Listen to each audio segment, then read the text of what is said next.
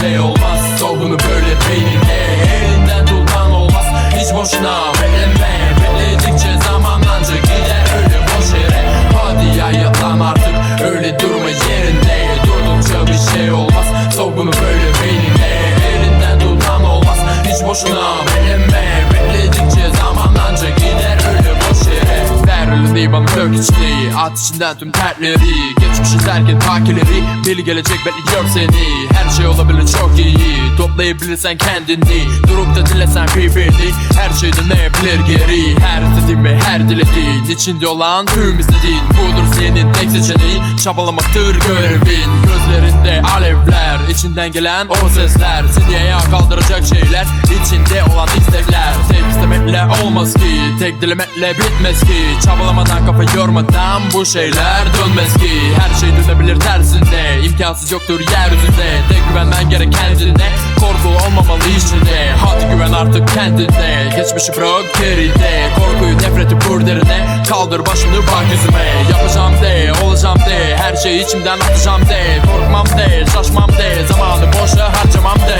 Hadi ya yatlan artık, öyle durma yerinde. Durdukça bir şey olmaz, sor bunu böyle beynine. Elinden tutan olmaz, hiç boşuna bekleme. Bekledikçe zamanlanca gider öyle boş yere. Hadi ya yatlan artık, öyle durma yerinde. Durdukça bir şey olmaz, sor bunu böyle beynine.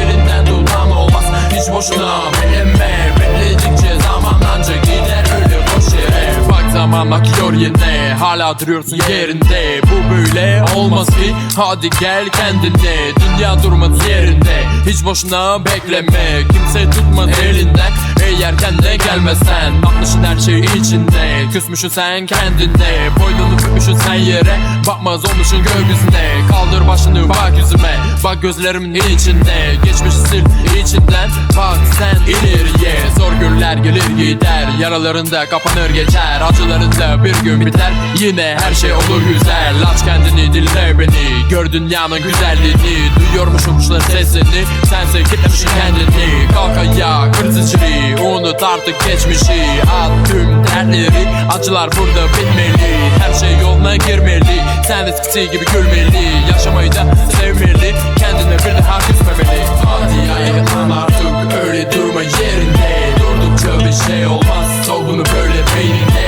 Elinden tutan olmaz, hiç boşuna bekleme.